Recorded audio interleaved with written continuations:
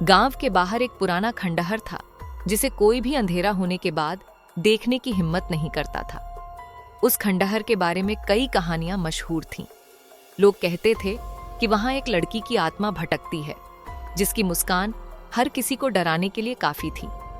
एक रात गांव के 3 दोस्तों अमित, राजन और सुनील ने ठान लिया कि वे इस खंडहर में जाकर अपनी बहादुरी साबित करेंगे। वे समझ रहे थे कि गांव में सभी लोग उन पर हंसेंगे अगर वे डर गए। तीनों दोस्त रात के 12 बजे खंडहर के पास पहुंचे। चारों ओर सन्नाटा था और सिर्फ हवा के झोंके पेड़ों को हिला रहे थे। खंडहर के अंदर जाते ही उन्हें कुछ अजीब महसूस होने लगा।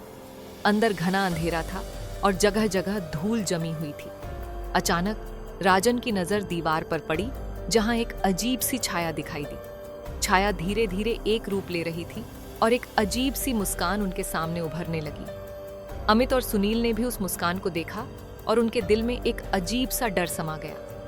वह मुस्कान, जो कभी इंसानी नहीं लग रही थी, धीरे धीरे और भयानक हो रही थी।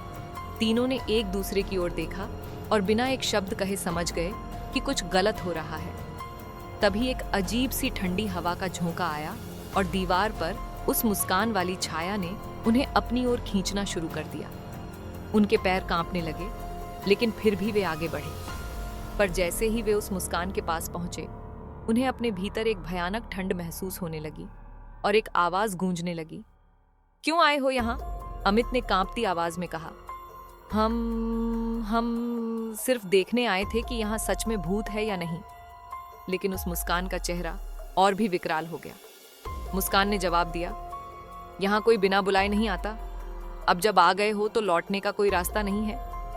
उन तीनों के होश उड़ गए। राजन ने सोचा कि शायद यह उनका भ्रम हो सकता है, लेकिन जैसे ही उसने पीछे मुड़कर बाहर जाने की कोशिश की, उसे लगा जैसे उसके पैरों को किसी ने जकड़ लिया हो। अमित और सुनील ने राजन को छुड़ाने की कोशिश की, लेकिन उनकी हिम्मत भी जवाब दे रही थी। तभी खंडहर में चारों ओर से चीखों की आवाजें आने लगीं। चीखें इतनी भयानक थीं कि उनके कान सुन्न हो गए। एकाएक दीवारों पर पुराने खून के धब्बे दिखाई देने लगे और जैसे ही उन्होंने उन धब्बों को छुआ, उनके हाथ जलने लगे। मुस्कान एक डरावनी हंसी में बदल गई और उसने कहा, यह जगह मेरे लिए है और यहाँ कोई दूसरा नहीं रह सकता। तीनों ने बचने का प्रयास किया, लेकिन जैसे जैसे वे दौड़ते गए, खंडहर और भी गहरा और अंधेरा होता गया।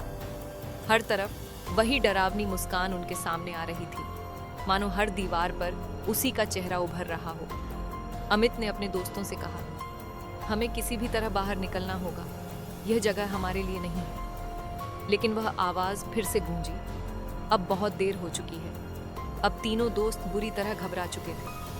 वे समझ गए कि यह कोई सामान्य खंडहर नहीं है और यहाँ कुछ भयानक ताकत है। सुनील ने अपने बैग से एक टॉर्च निकाली और उसे जलाने की कोशिश की, लेकिन टॉर्च ने काम करना बंद कर दिया। चारों तरफ अंधेरा ही अंधेरा था और वो मुस्कान अब उनके और करीब आने लगी थी।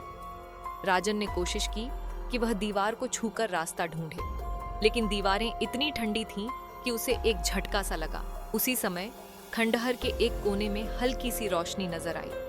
अमित ने इशारा किया और तीनों उस रोशनी की तरफ भागे। जैसे जैसे वे रोशनी के करीब पहुंचे, एक पुरानी डायरी पड़ी हुई दिखी। सुनील ने उसे उठाया और पढ़ने लगा।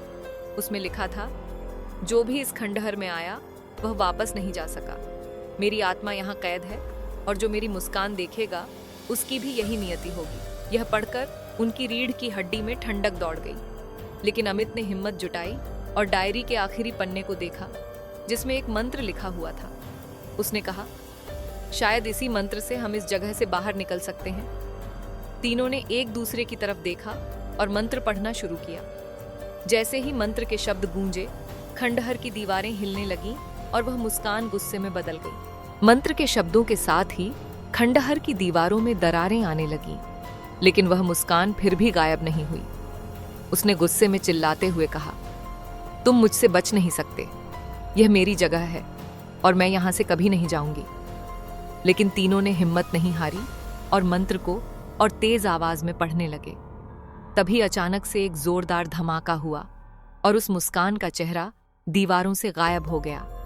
अब खंडहर में एक अजीब सा सन्नाटा छा गया था, लेकिन तीनों को एहसास हुआ कि अब उन्हें जल्द से जल्द यहाँ से बाहर निकलना चाहिए।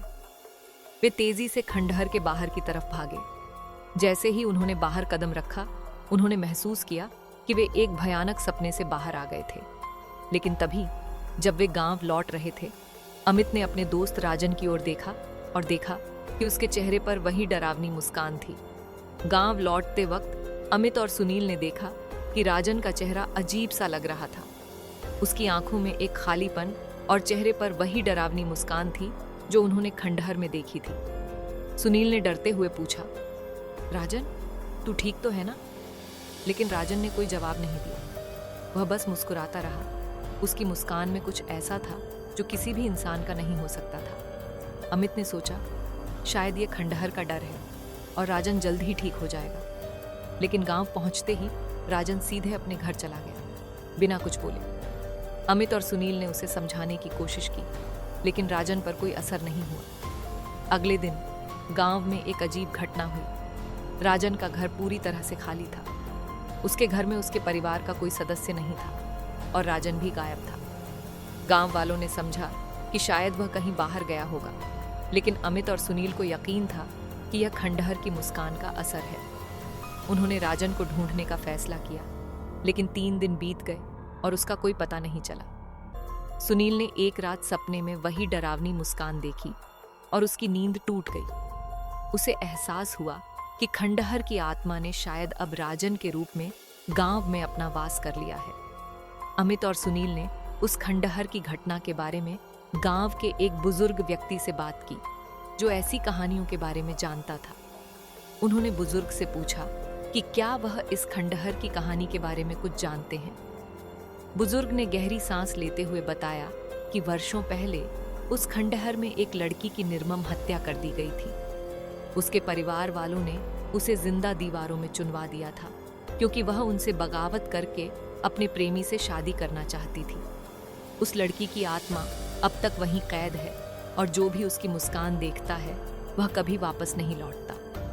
बुजुर्ग ने चेतावनी दी कि अगर राजन ने उस मुस्कान को देख लिया है तो उसका बचना बहुत मुश्किल है। अमित और सुनील ने डर के बावजूद राजन को ढूंढने का निश्चय किया और खंडहर में दोबारा जाने की योजना बनाई। रात के समय अमित और सुनील खंडहर के पास पहुंचे।